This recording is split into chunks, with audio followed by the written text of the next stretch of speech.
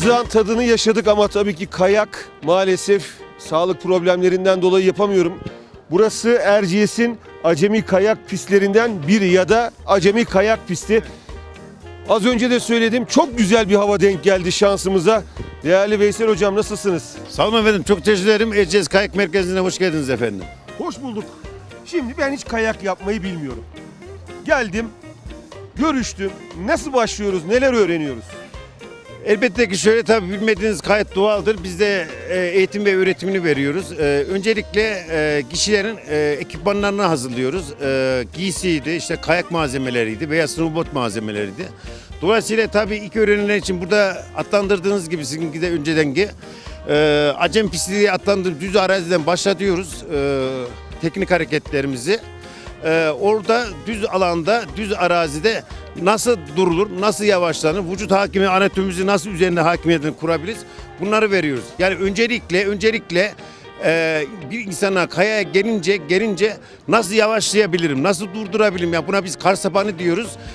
İnsana zaten durmayı ve yavaşlamayı algılayınca, yani o ayak koordinatörlerini sağlayınca şekillerin ne yapabildiğini algıladığı zaman ise dan sonra sen kaymaya başlıyor bu da acem pistinde. Daha sonra da dönüşleri falan veriyoruz.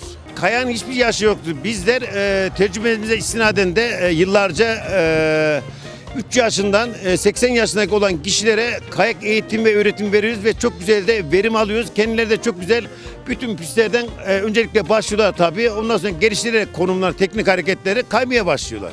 Peki değerli hocam. Kayak sporu çok kolay öğrenilen bir spordur. Artı yüksek rakımda yapıldığı için kayak merkezleri yüksek rakımdan oluşuyor. İşte vadilerle, dağlarla, ovalarla. Dolayısıyla insan sağlığına 30 çeşitli faydalığı var. 30 çeşit. Evet efendim, ben bunu ismi de veriyorum, Profesör Recep Bingöl, mikrobiyoloji profesörü.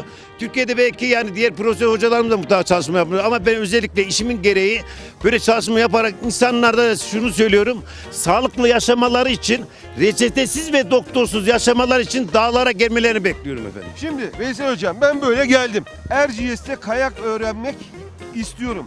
Elbise kiraları kaç lira?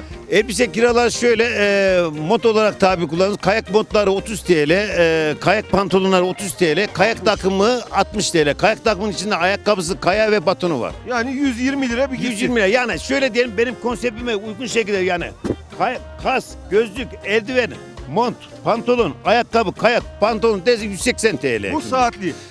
Günlüğü. Efendim günlük 180 liraya kıyafetler baştan sona hazır oluyor. Evet. Peki hocam, ders kaç lira?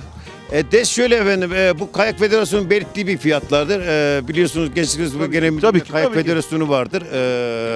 Çok başarılı bir federasyon, Kayak Federasyonu. Evet, şunu söyleyeceğim, onlar tabii talimatları gereği, yazılmaya gereği sunuyoruz.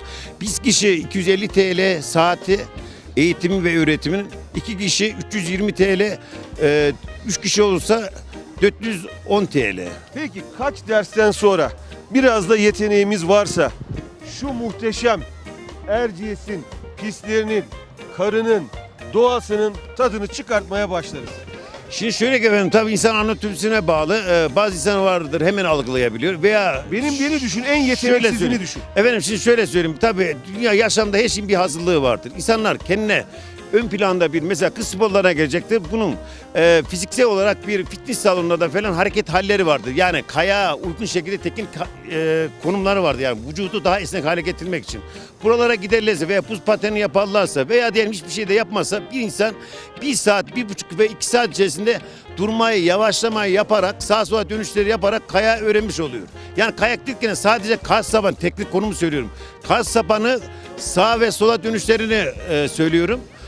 Ondan sonra zaten gelişiyor. Paraleli var, basit dönüşü var. artık Onlar sonraki ayrı. şey. Onlar ayrı. Bu arada teşekkür ediyoruz. Deminki arkadaşların dersinden çaldık. Evet. Süre onlara zaten. Ben teşekkür ederim efendim. Bütün insanlarımız kayak merkezleri bekleriz. Efendim hocamdan bilgileri aldık. İşte çok tecrübeli bir arkadaş. Merhaba, nasılsınız? İyiyim, sağ olun, siz nasılsınız? Ben diyeyim, böyle öğreniliyor değil mi? Evet, düşe kalka. Düşe kalka. İlk deneme miydi? İlk deneme. Ama tebrik ediyorum. İlk denemede ayağa kalktınız ve gittiniz herhalde. Ya 2 gündür başladım. İlerlemeye çalışıyoruz. Yavaş yavaş daha yüksek pistlere çıkacağız. Masraflı bir spor mu? Masraflı bir spor değil aslında. Zevkli mi? Zevkli gerçekten. Tavsiye ediyorsun. Tavsiye ediyorum. evet. Snowboard, değil mi? Snowboard, evet. İyi eğlenceler. Sağ olun, teşekkür ederim. Efendim, Şimdi tabii yukarıya doğru gittikçe neler var? İşte gondol var. Biniyorsunuz, yukarıya çıkıyorsunuz, yukarıdan aşağı iniyorsunuz. Tabii bilgileri veriyoruz. Bak en güzel çocuklar. Niye? Çocukların dengeyi kurması, dengeyi sağlaması yetişkinlere göre daha rahat. Şimdi ben düşünüyorum, kilo 100, boy 1.91. Daha böyle yani kızakla zor kaydık. Kızakla zor aşağı indik. Bir de düşünemiyorum kayak yaparsak neler olur diye. Yukarılar biraz daha profesyoneller. Şöyle baktığımız zaman havanın da etkisiyle beraber güzel de bir kalabalık var.